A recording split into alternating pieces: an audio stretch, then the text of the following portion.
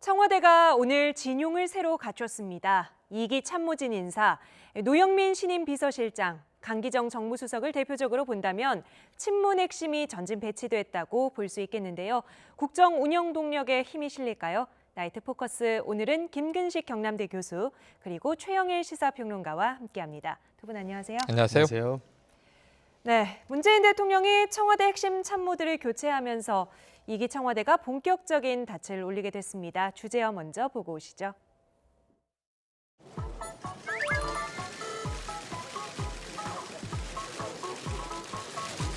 김정은 위원장 중국 방문 중인데 주중 대사로서 자리를 비우는 거에 대해서 좀 비판하는 그런 게 있거든요. 그래요? 그 모든 것에 대해서는 이미 다 마무리하고 오는 길입니다.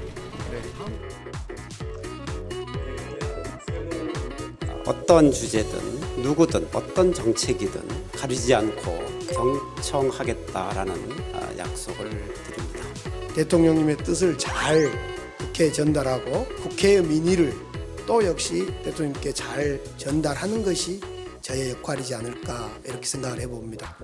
저에게 주어진 역할을 다시 한번 생각해보고 국민들과 함께 같이 소통하는 그런 역할을 충실히 수행하겠습니다. 저는 야당에 대한 이건 전쟁 선포라고 생각을 합니다. 전쟁 선포라고 생각을 합니다. 아니 어떻게 이런 참모진 개편을 합니까?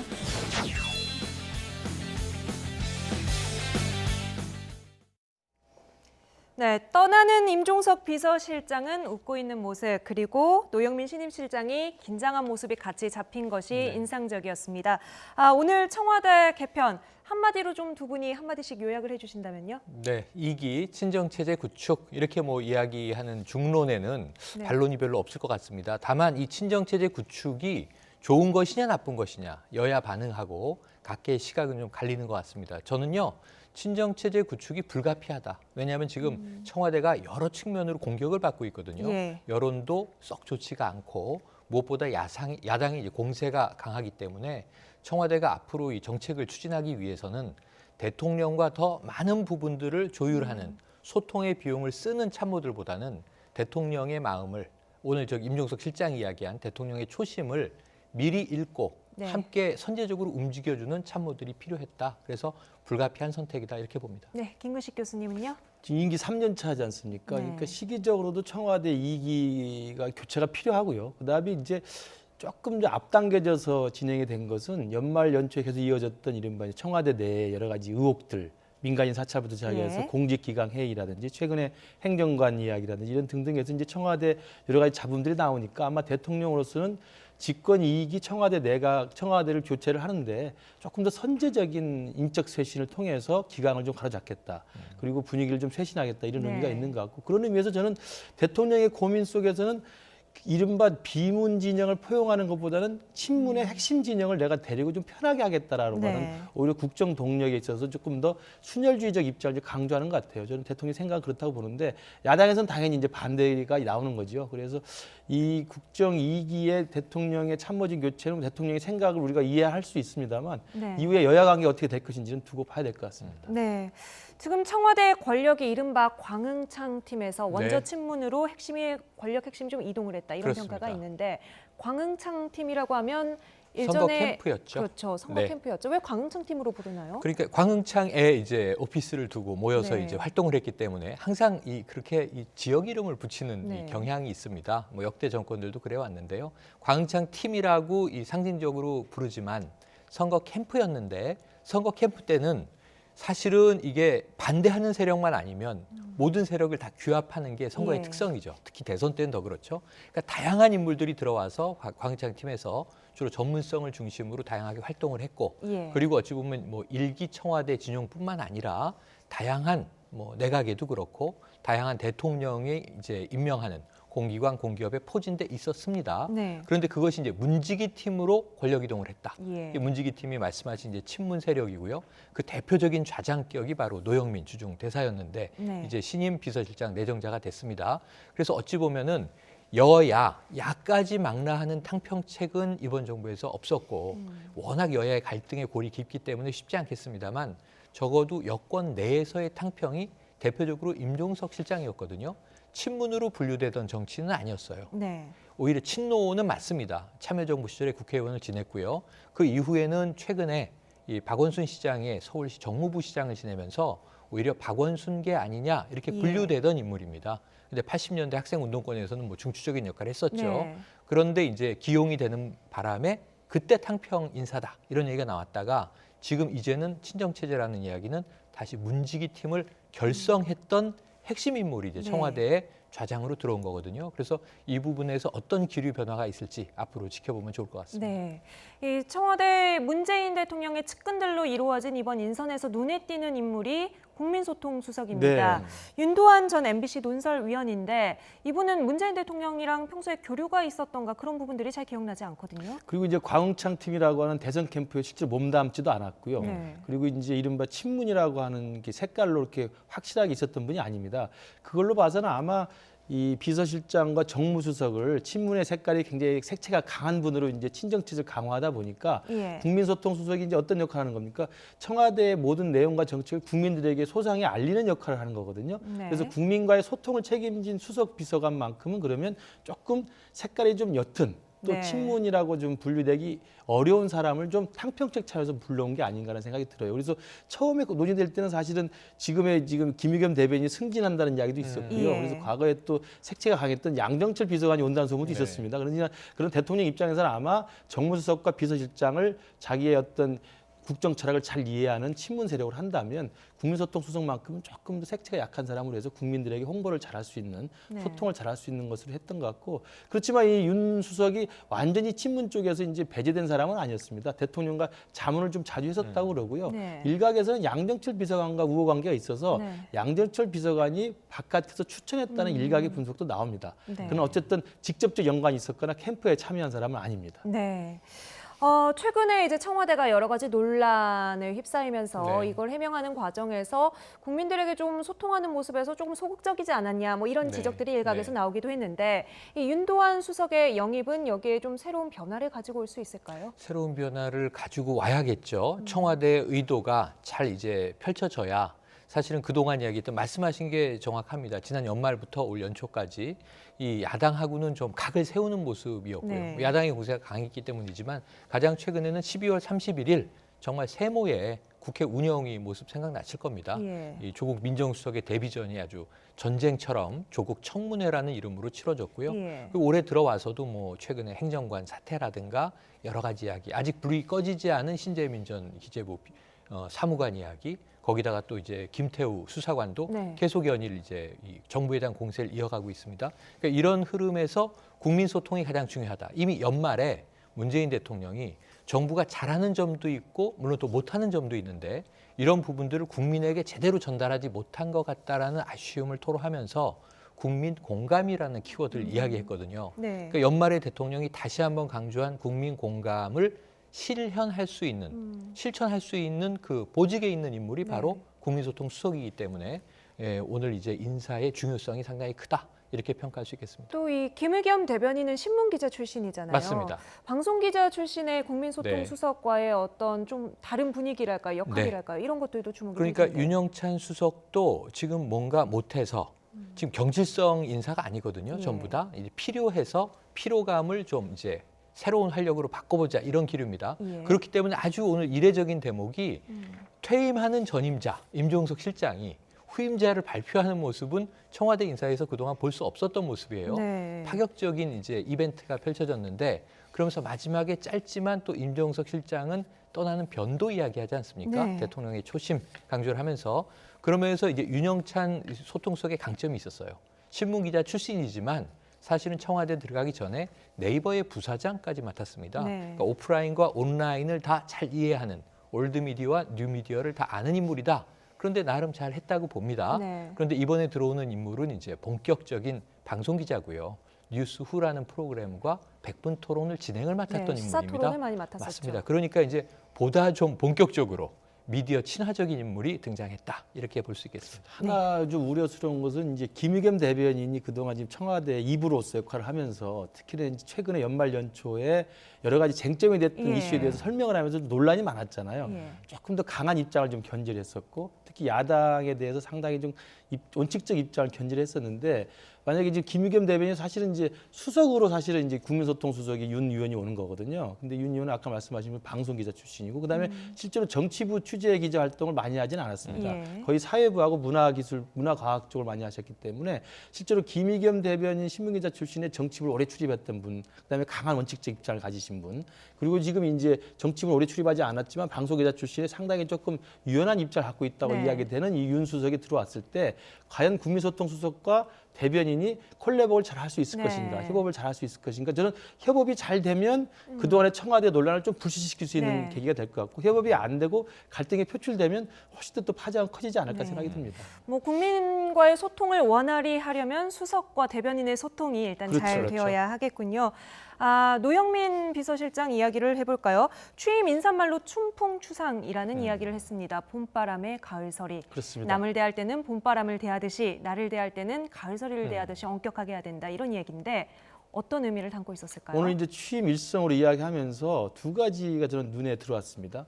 첫 번째는 이제 경청을 하겠다는 경청이라는 단어를 많이 하겠습니다. 그러니까 소통을 많이 하고 많이 듣겠다는 이야기인데 네. 이건 제가 볼 때 지금 문재인 정부 청와대 2기에 굉장히 소중한 저는 가치라고 생각합니다. 그동안 야당에서 많이 비판했던 것 중에 하나가 이 청와대가 불통이다는 이야기를 많이 예. 하거든요. 그리고 이제 자기들 이야기만 강변하고 있다는 이야기를 많이 하고 있기 때문에 지금 신임 노영민 비서실장이 친문의 핵심이고 좌장이고 강성이라고 분류가 됩니다만 성격은 굉장히 온화한 편입니다. 예. 그래서 오늘 취임 일성이 경청 이야기를 많이 한 것은 그나마 청와대 2기가 사실상 야당과 좀 소통을 많이 했으면 좋겠다는 국민적 기대를 좀 부응하는 측면이 있고요. 예. 두 번째 말씀하신 춘풍추상이라는 것도 국민들 그리고 야당 반대 의견에 대해서는 내가 봄바람쯤 따뜻하게 대하지만 내 자신 그리고 뭐 비서실장뿐만 아니라 지금 문제가 되는 뭐 수석비서관, 뭐 비서관, 행정관 요즘에 청와대 내에 많은 논란이 있지 않았습니까? 네. 그래서 청와대 스스로는 스스로 굉장히 엄정하게 우리가 엄격하게 해야 되겠다. 그러니까 나 자신에는 엄격하고 상대방 야당에 대해서 또는 비판적인 세력에 대해서는 온화하게 하겠다는 이야기를 춘풍추상으로 표현하고 있어서 저는 오늘 취임 일성으로 아주 기대가 되는 대목이라고 생각을 합니다. 네, 또 실장이 됐든 수석이 됐든 비서일 네. 뿐이다 이런 이야기를 했는데 이제 맞습니다. 본인의 역할 규정을 어떻게 해야 됐다고 봐야 될까요? 그러니까 이제 오늘 일단 논란이 하나 발생을 했죠. 네. 오늘 귀국하자마자 사실은 청와대 그 이제 이 취임 사실상의 이 취임 자리에 예. 참석을 한 셈이 된 건데요. 아까 공항에서 들어올 때 기자의 질문도 방송에서 나갔습니다만 지금 김정은 북한 위원장이 중국을 방문 중인데 주중대사가 자리를 비워도 되는 것이냐. 예. 다 마무리하고 왔다 이런 얘기를 해요. 이 부분이 지금 야당의 공세 포인트예요. 이 중차대한 시점에 이제 자리를 비우면 어떡하느냐. 네. 후임자도 아직 정해지지 않았는데. 근데 그런 말도 일리가 있지만 지금 이 과거와 다르게 남북 공동 연락사무소가 개성에 있습니다. 365일 24시간. 사실은 직접 소통하는 남북관계 시대가 됐거든요. 예. 그런데다 북한도 또 분위기가 바뀌어서 과거엔 철저하게 폐쇄주의, 비밀주의였지만 이제는 중국에 간다. 정상회담 한다. 네. 3박 4일 일정이다. 그리고 다 공개를 하는 시대가 됐습니다. 그러니까 과거처럼 이 현지에서 휴민트로 주중 대사가 예. 직접 뭐 중국의 고위층에게 어떤 정보 없습니까? 하고 이렇게 정보를 어떤 시대는 많이 흘러간 거죠. 네. 그런 측면에서는 이제 야당의 공세는 일견 맞으나 네. 사실은 또 과거에 좀 집착하고 있는 모습 아닌가 보여지는데 네. 사실 노영민 대사가 오늘 그럼 저는 이렇게 여쭤보고 싶어요. 청와대에 있는 게 더 중요한가? 베이징에 있는 게 더 중요한가? 국내에 지금 이제 이 정무적인 큰 결정과 인사가 더 중요한가? 아니면 거기서 정보를 지금 이제 수집하는 활동이 더 중요한가? 사실 대사 혼자 일을 하는 게 네. 아니라 조직이 하는 것이죠. 이런 측면에서는 이 노영민 주중 대사이지만 예. 이제 신임 청와대 비서실장으로서 이미 활동을 오늘부터 시작한 것으로 봐야겠고요. 청와대의 분위기는 많이 쇄신될 것으로 네. 예상해 봅니다. 알겠습니다. 최영일 평론가가 조금 전에 말씀하신 부분 주중대사가 오늘 들어오면 어떡하느냐 네. 하는 야당의 공세를 좀 직접 들어보죠. 청와대 참모진 인사에 대해서 여야가 극명하게 엇갈리는 반응을 내놨는데요. 먼저 민주당부터 자료를 들어보겠습니다. 노영민 새 대통령 비서실장은 3선 국회의원과 국회 산업통상위원장을 역임한 경험과 관록의 정치인 출신으로 새롭게 나아갈 2기 청와대 핵심 국정과제인 경제 활력을 도모할 최적임자라 할 수 있습니다. 특히 한반도 평화체제 구축에 있어 주중대사 등의 다양한 경험이 큰 역할을 할 것이라고 평가합니다. 오늘 귀국한 것으로 알려지고 있습니다. 그러나 아시다시피 어제 김정은 위원장의 방중이 포착되고 알려지고 있는데 지금 후임 주중대사도 없는 이 마당에 비서실장 임명을 오늘 꼭 해야 되겠다는 이유로 귀국한 것은 정말 납득되지 않는 일이다. 그리고 상식적으로 이해할 수 없는 일이라고 생각을 합니다. 네, 자유한국당 나경원 원내대표 말씀해 주신 부분 그대로 정확하게 오늘 지적을 하면서 비판적인 입장을 보였는데요. 일단 여당은 환영하는 게 당연해 보이고요. 뭐 최평원님 말씀대로 주중대사가 뭐 조금 일찍 오더라도 문제를 다 관리할 수 있는 편도 있습니다만 제가 만약에 노영민 대사라면 청와대로부터 비서실장 임명 소식을 듣고 네. 준비를 했겠죠, 당연히. 그래서 본래 어저께 오려고 했다는 거 아니겠습니까? 네. 어제 귀국 티켓을 끊었는데 갑자기 북한의 김정은이 방문을 하는 바람에 하루 늦게 왔다는 건데 하루 늦게 올 거면 청와대랑 조율을 해서 김정은 방중이 끝난 다음에 온다면 훨씬 더 국민들이 좀 마음을 놓지 않았을까 생각이 들어요. 네. 그러니까 꼭 오늘 굳이 임종석 비서실장이 노영민 비서실장이랑 같이 서가지고 이 취임식 할 필요가 있느냐. 저는 오늘 임종석 실장이 소개하는 과정에 지금 내정된 사람은 노영민 비서실장이 맞습니다. 오늘 공개를 하고 그러나 지금 급박한 상황이 생겼기 때문에 김정은의 방중 일정을 마무리하고 10일 날 돌아와서 정상적인 비서실장 임무를 시작할 겁니다라고 하면 훨씬 보기 좋지 않았을까 저는 그런 생각이 듭니다. 그래서 이것이 뭐 여야 간의 정쟁의 포인트는 아니겠지만 조금 더 진중하게 생각하고 국민들에게 좀 근심을 덜어놓으려고 하는 정무적 판단이 있었다고 한다면 임종석 실장하고 사전에 조율을 해서 대통령께 양해를 구하고 이틀 뒤에 제가 복귀하겠습니다라고 이야기를 했으면 훨씬 좋지 않았을까라는 아쉬움이 있습니다. 당사자의 입장 직접 들어보기로 하죠. 오늘 입국하자마자 기자들이 같은 질문을 던졌는데요. 뭐라고 대답했을까요? 그건 뭐 비판하면 할 수 없는 거죠. 더 하겠습니까? 원래 어제 저녁에 귀국하기로 티켓팅을 했었는데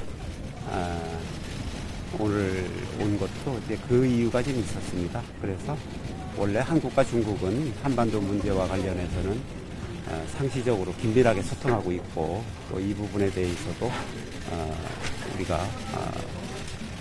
아주 긴밀한 소통을 하고 있고 또 모든 것에 대해서는 이미 다 어제 밤 오늘 아침 회의를 통해서 다 마무리하고 오는 길입니다. 네. 네, 이거 말고도 야권에서는 이제 앞서 국회에 있을 당시에 시집 판매했던 부분 이런 부분 얘기하면서 약간의 논란이 빚어지고 있는데 야권과의 소통은 어떻게 잘 될까요? 지금 이제 3선 의원이기 때문에 정치적인 관록은 뭐 충분하다고 봐야겠죠. 여기다가 또 사실 대국회 소통을 직접 해야 되는 인물은 강기정 정무수석이에요. 강기정 정무수석도 이 노영민 지금 비서실장과 똑같이 3선 의원입니다. 똑같이 17대, 18대, 19대 의원을 지냈죠. 그런 측면에서는 청와대 내 호흡은 잘 맞을 것 같고 다만 이제 노영민 이 비서실장은 상당히 온화한 이 스타일인 반면에 강기정 전 의원이 상당히 강성이었었어요. 학생운동원 출신에. 그런데 오늘 이야기를 보니까 굉장히 순한 양 같은 이야기를 합니다. 그러니까 이 청와대 이야기를 국회에 잘 전달하고 국회 이야기, 특히 야당의 이야기를 청와대, 대통령께 잘 전달하는 게 자신의 임무다. 소통 채널이다. 이렇게 자기 규정을 잘 했기 때문에 이거 지켜볼 문제인데 이 노영민 의원 시절의 그 시집 판매 문제가 그때 보도도 많이 됐고 논란이 많이 있었습니다. 특히 국회의원들이 이렇게 책 팔아서 정말 돈 모으는 거 아니냐. 이것도 좀 규제해야 되는 것 아니냐 이런 흐름이 있던 와중에 불거지면서 그랬는데 당시 노영민 의원실의 해명이 좀 기억이 나요. 현금으로 돈을 왔다 갔다 하면서 이게 정확하게 포착되지 않는 것보다는 차라리 카드기를 도입해서 기록을 정확하게 남기는 게 더 투명하다고 생각했는데 우리의 진심이 잘못 와전된 것 같다. 이런 이야기를 하기도 했어요. 그 부분은 아마 앞으로 또 노영민 이제 비서실장이 일을 해나가면서 재평가될 기회가 있지 않을까 생각을 해봅니다. 네, 알겠습니다. 이렇게 해서 임종석 비서실장은 그동안의 무거운 짐을 좀 내려놓고 자연인으로 돌아가게 됐습니다. 임기 동안을 좀 평가를 해본다면요? 우선 인수위가 없던 문재인 정부 아니었습니까? 그러니까 인수위가 없었기 때문에 처음부터 대통령과 같이 팀을 짜서 청와대를 안착시키는 데는 성공했다는 평가가 지배적입니다. 제가 봐도 그 평가는 맞다고 보고요. 그러니까 임종석 실장은 아까도 나왔던 것처럼 친문의 핵심이 아니었지만 광장팀이라고 하는 이제 대선 캠프에서 사실 발탁된 오히려 비문 출신이지만 친문으로 왔던 이른바 신문이라고 하지 않습니까? 신문재인 지지 세력이기 때문에 오히려 와서 탕평책 인사로서 많은 사람들에게 끌어서 안착을 시키는데 청와대 일기 청와대를 안착시키는 데 역할을 했다고 보고요. 두 번째로 이제 북미 정상회담뿐만 아니라 남북 정상회담 3차례 굉장히 많은 파란만한 1년, 2년을 겪었지 않습니까? 예. 그런 한반도 정세를 관리하는 데서도 나름대로 남북 관계, 북미 관계, 또 한반도 평화 문제에 대해서 임종석 실장이 나름대로 역할을 했고, 그런데 이제 그 와중에 여러 가지 튀어나왔던 이제 정치적 쟁점들이 있었죠. 그러니까 뭐 지난번에도 많이 나왔던 것처럼 대통령 외유 과정에 선글라스를 끼고 국정원장과 국방부 장관, 통일부 장관을 대동해서 네. 비무장지대를 갔던 것들, 이런 것들은 좀 이인자 행세가 아니겠느냐, 이런 이제 논란도 있었고요. 그다음에 이제 공직기관과 청와대 최근에 있었던 민간인 사찰 영역 문제 등 이런 것들이 이제 청와대 전체가 좀 기강해해진 게 아니겠느냐라고 네. 하는 것들이 사실은 비서실장한테 책임이 오롯이 가는 거거든요. 그런 부분에 대한 책임도 있었고, 제가 볼 때는 청와대 임기 5년 내에서 1년 반을 했다는 것은 사실은 일기로서는 충분히 할 만큼 했거든요. 예. 그리고 피로감도 개인적으로나 집단적으로 많습니다. 개인적으로도 발치를 좀 일을 맺게 했다는 거 6개를 아니겠습니까? 뽑았다 그러더라고요. 그런 정도로 피로감도 있고, 그다음에 일기 청와대를 안착시키는 과정에서 공도 많고 또 여러 가지 누도 있었습니다만 개인적으로도 굉장히 피곤했을 거예요. 그리고 또 실제로는 정치인이기 때문에 내년 4월에 했을 총선을 준비하지 않을 수가 없거든요. 네. 그런 여러 가지 맥락에서 보면 임종석 실장은 큰 대가 없이 주요한 논란이 있긴 했습니다만 대가 없이 청와대 일기는 잘 이끌어오지 않았는가. 문제는 이제 2기 내각에 넘겨주고 네. 청와대가 과연 소통과 경청을 계속하면서 야당과의 관계 속에서 국정 지지도를 올려내갈 수 있는 것인가는 이제 그 다음의 몫이기 때문에 네. 오히려 임종석 실장은 총선에 출마해서 정치인으로서의 계속적인 승부수를 던질 수 있을 것이냐가 아마 개인적 관건일 것 같습니다. 네. 잠깐 총선 얘기해 주셨는데요. 임종석 이제 전임 비서실장이 됐죠. 네네. 향후에 어떤 행보를 보일 것인지 관심입니다. 좀 예측을 해볼 수 있을까요? 총선에 필이 나오겠죠. 제가 보기에. 지금 야당이 그동안 비판한 게 자기 네. 정치하느냐 이거였는데 선글라스 논란부터 시작해서 이제 자기 정치라도 아무도 뭐라 하지 않을 자유의 몸이 됐습니다. 저는 오늘 그 발표에서 가장 눈여겨본 대목은 임 실장의 한박 웃음이 돌아왔어요. 네. 사실 최근에 연말에 여러 가지 구설에 휘말리면서 청와대가 힘들었는데 네. 임종석 실장 국회 출석했을 때 아주 굳어진 얼굴로 예. 진중하게 답변을 했거든요. 근데 오늘 정말 청와대 들어갔던 초기 네. 또 간혹 중간에 대통령께서 해외 순방 갈 때 예. 공항에서 그 이제 보여주던. 배웅하면서 나왔던 한박 웃음, 그게 네. 오늘 되살아났어요. 그러니까 아주 이 흡족하게 가장 먼저 뭘 하겠느냐, 아내와 여행을 좀 하고 싶다. 네. 이거 진심일 겁니다. 그러면서 이제 정치 구상을 하겠죠. 그래서 이제는 정치인 임종석으로 돌아왔고, 아까 이 교수님 말씀처럼 이제는 굉장히 큰 하나의 레벨업의 기회를 잘 무난하게 수행해냈다. 노영민 이 신임 내정자의 표정은 아주 어둡습니다. 네. 청와대가 얼만큼 힘든 곳인지 이미 알고 들어온 것이죠. 네. 그러면 임종석 실장의 목소리로 직접 돌아보지요. 그동안의 청와대 비서실장 시절 어떻게 생각을 하고 있고 앞으로 어떤 계획을 가지고 있는지 들어보도록 하겠습니다. 대통령의 초심에 대해서 꼭 한번 말씀드리고 싶었습니다. 문재인 정부가 국민의 기대 수준만큼 충분하지는 못할 것입니다. 그러나 지난 20개월 동안 대통령의 초심은 흔들린 적이 없었습니다. 문재인 정부가 탄생한 이유, 그리고 당신에게 주어진 소명과 책임을 한순간도 놓지 않으려고 애쓰시는 모습을 옆에서 보면서 안타까웠던 적이 참 많았습니다. 올해는 안팎으로 더 큰 시련과 도전이 예상됩니다. 대통령께서 더 힘을 내서 국민과 함께 헤쳐가실 수 있도록 많은 응원 부탁드립니다. 아니 당에서 이제 어떤 지역에 꼭 필요해서 등장을 해달라고 요청을 해야 움직이지. 아, 나 이 자리 달라고 못한다? 그건 못하죠. 대통령 비서실장까지 하신 분이 역대 그런 분이 어디 있어요? 전략 공천을 할 것이다 아마. 아니 그건 당의 문제고. 네. 어쨌든 당에서 필요해서 어디에 좀 출마해달라고 요청을 해야 움직이지. 청와대 비서실장까지 하신 분이 뭐 어디 가서 이렇게 지적구 움직이고 악수하고 다니고 그럴 수는 없죠. 네, 향후 정치 행보에 관심이 쏠리다 보니까 같은 당, 민주당 우상호 의원의 예측까지도 함께 들어봤습니다. 아마도 전략 공천을 하지 않겠느냐. 네. 우상호 의원은 이제 개인적으로 이런 의견을 내놨는데요. 일단은 좀 여행을 다니면서 쉬고 싶다고 하니까 네. 좀 지켜봐야겠고요. 문희상 국회의장이 신년 기자회견을 통해서 집권 3년 차를 맞은 문재인 정부에 굉장히 의미 있는 발언을 내놨습니다. 한번 들어보도록 하겠습니다. 지지율하고 일희일비하면은 지지율 때문에 당선되지만 지지율로 일희일비하다가 지지율 때문에 또 도로 내려와야 될 일이 생겨요. 그렇기 때문에 그거에 연연해서 헐리를 못하면 안 됩니다. 할 일을 못하면 무능한 거가 플러스 알파가 돼요. 그래서 할 수 있는 건 당당하게 해야 됩니다. 난 그걸 추구하고 싶어요. 오히려 전문성을 가진 사람, 실력을 가진 사람을 써야 순서가 맞아요. 지금까지는 무슨 예를 들어서 코드 인사라는 말을 변명할 수 있는 여지가 있어요. 그러나 이제 3차 년도는 이제는 인공으로 인사를 한다든지 또 어떤 인연으로 인사를 한다든지 보호상의 측면에서 인사를 하는 것은 이제 끝나야 될 시기예요. 이때 그런 걸 계속하고 있으면 문제가 되는 거예요.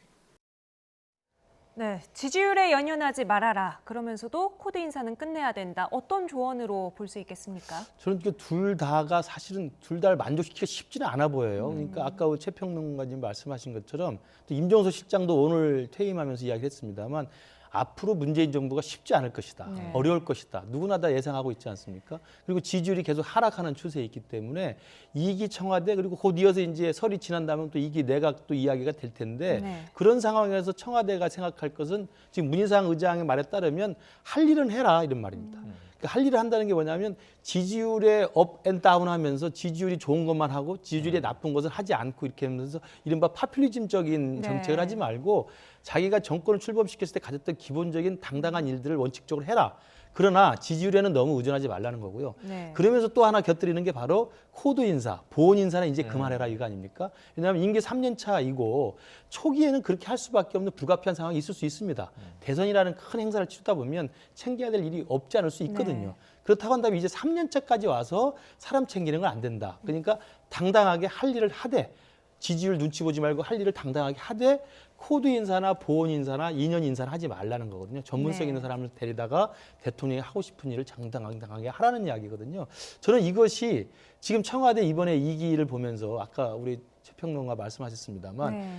국정 동력을 다시 강화하기 위해서 국정 철학을 누구나도 잘 알고 있는 자기의 핵심 친문 사람으로 하는 것도 불가피하지만 또 한편에서는 대통령의 생각이 바뀔 수 있다면 저는 오히려 임기 초반에 이렇게 하는 것이 저는 효율성이 있었다고 봐요. 임기 네. 초반에는 같이 어깨를 메고 우리 문재인 정부 이렇게 갈 것이다라고 하는 걸 보여주기 위해서는 누가 봐도 눈빛만 봐도 알 수 있는 사람이 모여서 팀을 짜서 가는 게 나았는데 네. 지금 이게 와서 지지율이 떨어지는 국면에서 이렇게 하면 야당에서는 오기로 보일 수 있는 거거든요. 저는 만약에 2기 내각이나 2기 청와대 개편에서 오히려 협치 또는 네. 탕평 친문이 아닌 비문까지를 아우르는 어떤 탕평책이나 탕평인사를 하고 소통을 많이 하는 모습을 보여준다면 오히려 훨씬 더 큰 정치가 되지 않을까 하는 좀 아쉬움이 있습니다. 그러나 어쨌든 예. 대통령의 생각이 그렇기 때문에 그 결과는 두고 봐야 될 것 같습니다. 네.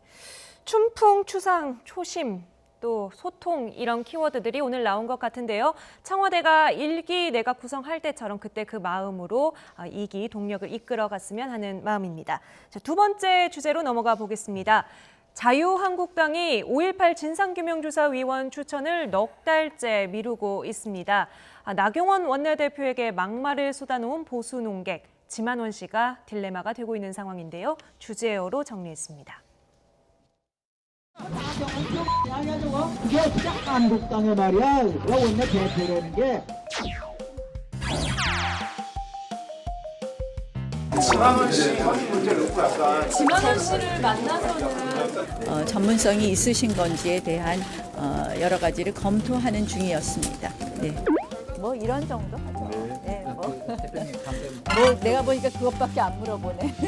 홍영표 원내대표가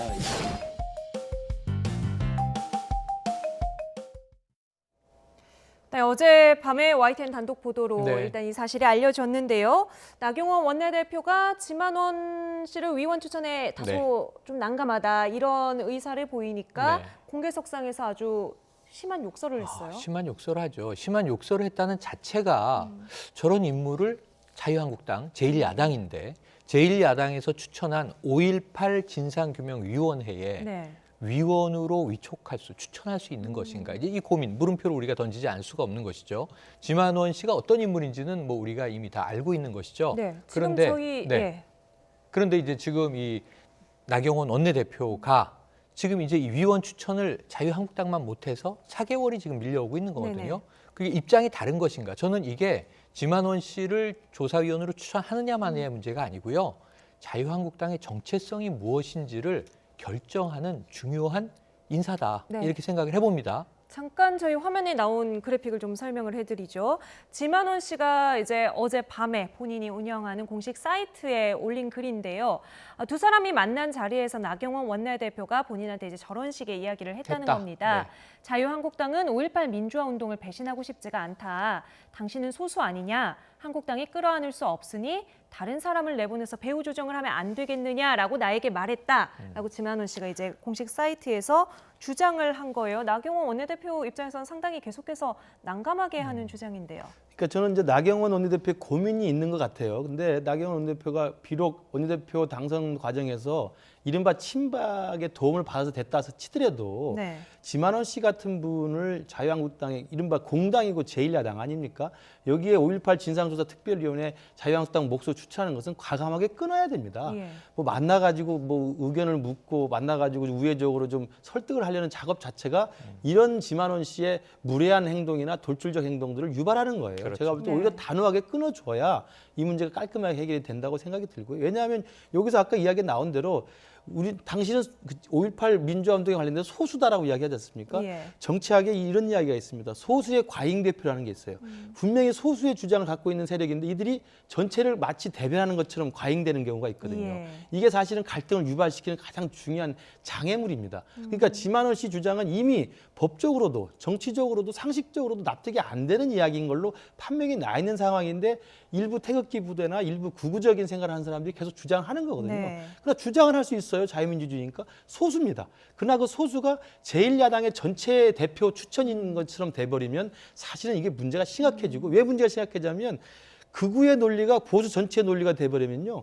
이쪽 진보 쪽에서는 봐라 너희들 네. 보수가 얼마나 형편없는 애들이냐라고 다시 공격을 하게 됩니다. 마찬가지로 진보 쪽에서도 마찬가지로 소수가 또 있습니다. 이른바 종북적인 생각을 하는 사람들이 있어요. 김정은 위원장 유인이라고 생각하고 환영하는 사람도 있습니다. 그러나 그들이 전체 진보 지정을 다는 아니거든요. 네. 그들의 돌출적 행동이 전체 진보로 또 과잉 대표되면 또 갈등이 더 커지는 네. 거거든요. 저는 그런 의미에서 제1야당이고 자유한국당의 원내대표로서 나경원 대표가 우물쭈물하지 말고 단호하게 선을 좀 그어야 된다고 생각합니다. 소수의 의견이 과격하다 보니까 주목을 받고 그러다 그렇죠. 보니까 마치 대표하는 것처럼 네, 보인다. 맞아요. 이제 이런 말씀이신데요. 지만원 씨가 그래서일까요? 계속해서 좀 과격한 이야기들을 내놓고 있습니다. 본인이 운영하는 공식 사이트에 올린 글에서 몇 가지 발췌를 해봤는데요. 나경원 원내대표에 대해서 정의감과 국가관이 전혀 없는 여자다. 무례하고 몰상식하고 쓰레기 같은 영혼이다. 우파 노인 뭐 이제 이런 이야기를 하면서 본인의 지지 세력들을 좀 끌어모으는 이런 발언들이 있었고요. 이명박의 아바타다 이런 이야기까지도 했습니다. 오늘 나경원 원내대표 지역 사무실 앞에서 시위를 했고 맞습니다. 내일은 집 앞에서 하겠다 이렇게 맞습니다. 예고를 했어요. 그러니까 지금 이게 어찌 보면 때를 쓰는 모습일 수밖에 없죠. 그런데 지금 지만원 씨가 스스로 공개한 것처럼 나경원 원내대표가 나를 위원으로 추천하는 것을 거절했다. 네. 지금 그 입장을 내가 그렇게 들었다고 밝힌 거잖아요. 그리고 거기다가 나경원 원내대표에게 지금 욕설까지 하지 않았습니까? 네. 뭐 인신비하성 이제 공격까지 하고 있는 거잖아요. 그럼 여기서 어떻게 위원으로 받아줍니까? 네. 본인의 지금 인격적인 상황까지를 다 드러내고 있는 상황인데 그럼 나경원 원내대표가 자 지금 보아하니 저런 행동으로는 우리 제1야당을 대표할 수 있는 위원 자격으로 우리가 추천하기는 어렵겠습니다. 네. 라고 끊는 게 맞죠. 이 김 교수님 말씀처럼. 근데 여기서 지금 전문성이 있는지 검토하는 중입니다라고 왜 고민을 하느냐 하면 네. 당내에 지만원 씨를 추천하라는 목소리가 있는 겁니다. 의원 중에도. 그러니까 이런 부분들 때문에 나경원 원내대표는 양쪽을 다 이제 아울러야 되니까 고심을 하고 있는 건데요. 네. 아까 말씀드린 대로 이런 상황으로 흘러가게 되면 자유한국당의 역사적인 문제에 대한 시각의 네. 정체성을 의심받게 된다니까요. 누구에게? 국민에게. 예. 그럼 아까 김 교수님 말씀하신 그 소수의 지지를 내치지 않고 거두려고 고민을 하다가 네. 다수의 의혹과 의심의 눈초리를 받게 돼서 이게 소탐대실이거든요, 전형적인. 네. 왜 그러한 길을 이렇게 질질 끌고 있는지 좀 저는 안타깝게 보여집니다. 네, 두 분이 항상 이렇게 불꽃 튀는 논쟁을 벌이시는데 오늘 이 문제에 있어서만큼은 이제 같은 시각을 보여주고 계십니다. 나경원 원내대표가 단호하게 대응하면 될 것 아니냐. 그런데 왜 딜레마냐. 말씀하신 것처럼 지만원 씨를 좀 추천하는 사람들도 있습니다. 누군지 직접 확인해 보시죠. 원내대표께서도 우리 지만원 씨를 추천하느냐 가지고 굉장히 좀 고심 중에 있는 것 같은데 꼭 추천을 해주기를 건의를 드립니다. 이분 그렇게 그렇게 이상한 분 아닙니다. 꼴통 아닙니다. 네, 꼴통 아니라는 김진태 의원. 이것도 소수 의견입니까? 그렇죠. 그러니까 김진태 의원도 지난 그 탄핵 국면에서 태극기 부대 집회에 한 번도 빠지지 않고 출석을 했었고요. 그러면서 이제 자유한국당 내에서 그 태극기 집회에 참석하지 않았던 의원들을 비난하기도 많이 했거든요. 그리고 지금 앞으로 2월 말로 예정된 지금 자유한국당 전당대회에 김진태 의원이 지금 당대표 출마를 유력시 검토하고 있는 거 아니겠습니까? 그렇다고 한다면 김진태 의원 입장에서는 태극기 부대라는 열성 지지층들을 기본으로 안고 가야만 당대표를 완주할 수 있는 기본적인 생각이 있어요. 그렇기 때문에 지만원 씨를 필두로 해서 태극기 부대 입장들을 대변하는 역할을 하고 있다고 보고요. 꼴통이 아니라고 그러는데요. 꼴통이라는 것은 제가 아까 말씀드린 것처럼 이른바 형사처벌을 일단 당했고요. 그리고 5.18 배후 세력에 북한 공산군이 내려왔다는 이야기는 이미 법적, 정치적, 상식적으로 끝난 이야기인데 그걸 계속 하고 있는 거거든요. 그리고 이제 지금 김진태 의원 스스로도 5.18 관련된 서류를 2트럭을 갖고 다 읽어봤다고 그러는데 저 정도로 열심히 읽어보신 분이면은 자유한국당에서 추천하는 진상조사 특별위원이 할 게 아니라 그건 정치적 판단을 하는 위원입니다. 저렇게 읽어서 공부를 많이 하신 분이면 그 자유한국당 몫으로 그 전문위원들이 있습니다. 전문위원들로 임명하셔서 자료를 많이 조사하도록 시키면 되는 것이지 정치적 판단할 수 있는 자유한국당 추천 몫으로 특별위원을 추천해서는 안 된다고 생각합니다. 저희 오늘 오프닝 영상에서 보셨지만 나경원 원내대표 만나는 기자들마다 지만원 씨 계속해서 여쭤봤어요. 나경원 원내대표는 어떻게 대답했는지 직접 들어보시죠. 우리 하루 종일 하루 종일 그 얘기하는데요. 왜 뭐 보니까 뭐 민주당에서 왜 만났냐까지 나오는데 5.18 진상조사에 관한 그 법에 보면 분명히 조항에 이 4호가 북한군 개입 여부라고 돼 있어요. 북한군 개입 여부가 진상조사의 범위로 아예 명시되어 있습니다. 그 당시 속기록을 확인해도 북한군 개입설에 대한 그 진상조사를 하게 되어 있고 그래서 이제 그 분야에서 가장 전문가라고 추천이 되어 있었던 것이고요. 또 본인이 응모하신 걸로 되어 있는 것 같습니다. 그래서 그 리스트에 있는 분들을 확인하는 작업이었다는 말씀을 드립니다.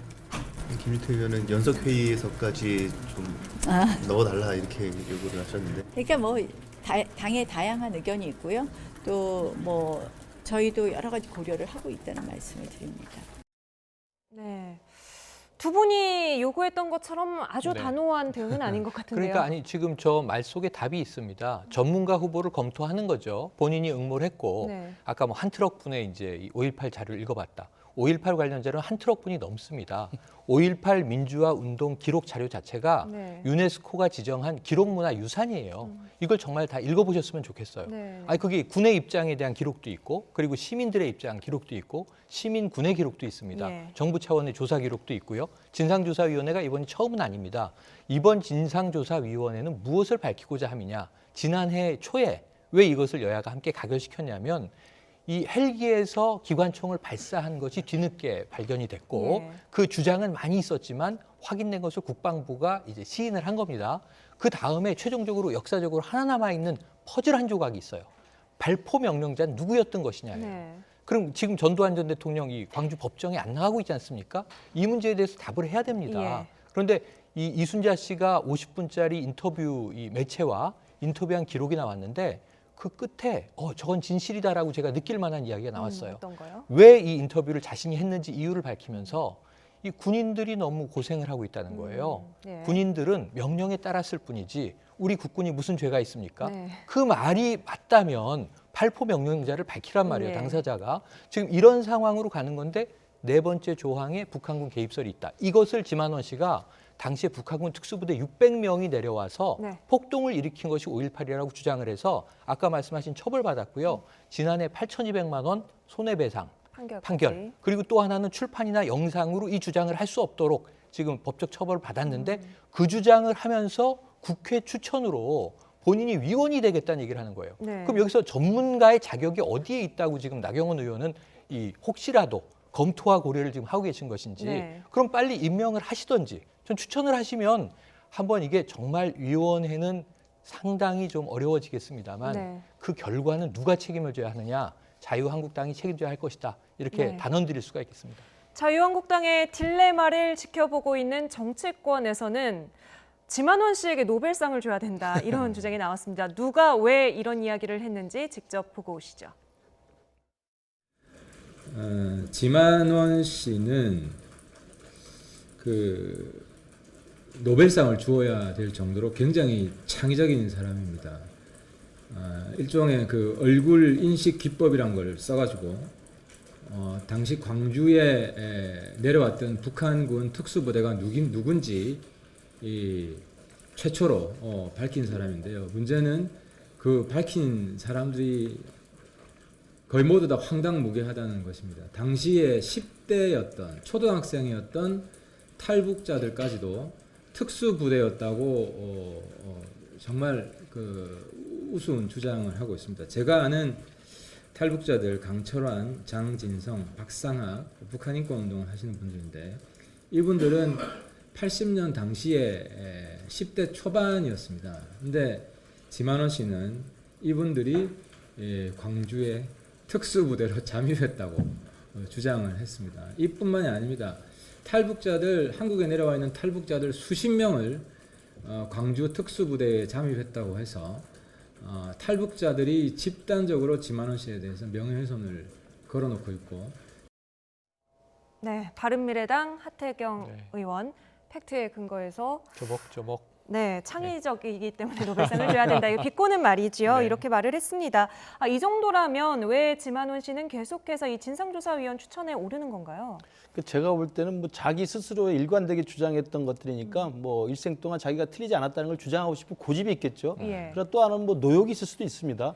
그러나 그건 중요하지 않고요. 제가 아까 말씀드린 것처럼 자유한국당이라고 하는 제1야당 공당에서 추천하는 예. 5.18 진상조사 특별위원이라는 것은 정치적 비중이 있는 자리입니다. 그리고 국민들이 원하는 5.18 광주민주화운동의 마지막 남아있는 이 의문들을 규명하는 자리거든요. 네. 그럼 기총수사뿐만 아니라 여러 가지 또 숨겨져 있는 부분들을 찾아내야 하는 부분들인데 거기에 북한군 특수부대가 와 있고 탈북자들이 그 북한으로 유장해서 가서 그 폭동을 유발했다고 하는 주장하는 사람을 어떻게 안 칩니까? 네. 그것은 있을 수 없는 일이고요. 제가 아까 말씀드린 것처럼 하태경 의원의 그런 비아냥도 있지만 또 하나 중요한 것은 이런 지만원 씨의 말도 안 되는 황당한 주장을 일삼는 사람이 자유한국당 몫으로 가면요. 어떤 효과가 있냐면 그렇게 생각해 보십시다. 우리가 천안함 폭침이 북한 소행이라고 다 믿고 있는데 아직도 안 믿고 있는 게 왜 그런지 아십니까? 이런 황당한 주장을 하니까 그런 거예요.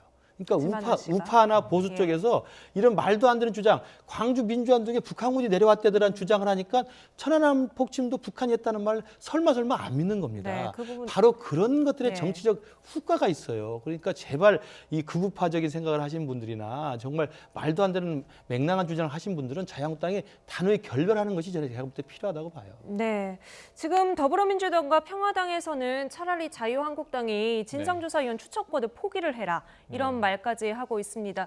지금 오는 10일에 결정을 하겠다 이게 한국당 입장이죠? 그동안 많이 밀려왔죠. 그리고 한국당은 뭔가 이제 답을 내야 됩니다. 그리고 지금 뭐 이게 뭐하고 자꾸 오버랩이 되냐면요. 아까도 말씀드렸지만 전두환 전 대통령이 지금 이제 바로 엊그제였죠. 네. 이 공판에 나가지 않았지 않습니까?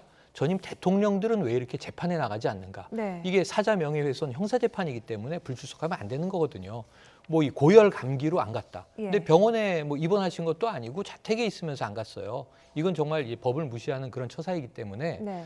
저는 이 전두환 전 대통령의 법에 대한 무시와 더불어서 이러한 모습들이 자꾸 오버랩될 수 있다. 그렇다면은 지금 뭐 이 자유한국당이 전두환 전 대통령의 50 정권에 대해서 정통성을 인정하는 정당이 아니잖아요. 네. 오히려 박근혜 전 대통령이 뭐 했습니까? 이 추징금 문제 강하게 밀어붙였었지 않습니까? 네. 그만큼 과거와 절연하기 위한 노력을 하는 정당인데 이런 대목에서 아까 김 교수님 말씀처럼 자꾸 왜곡되고 잘못된 시그널들을 우리 국민들에게 줄 수 있다는 거예요. 네. 이런 측면에서는 음모론에 귀를 기울이는 정당이 아니라는 것을 확실히 보여주시고 네. 정말 이 포기라고 하는 것은 또 얼마나 좀 수치스러운 모습이 되겠습니까? 네. 당당하게 훌륭한 좀 이 위원을 잘 추천을 해서 이 건에 대해서 마무리를 해주시기를 네. 좀 당부를 드립니다. 5.18 특별법에 따라서 진상조사위원회 지금 9명 가운데 네. 자유한국당이 추천하는 위원 3명 자리만 비워져 있습니다. 이 3명 위원만 차면은 이제 본격적으로 조사에 빨리 들어가야 그렇습니다. 되는데 지금 안 되고 있는 상황이죠. 오는 10일에 자유한국당이 어떤 결론 내릴지 지켜보도록 하겠습니다.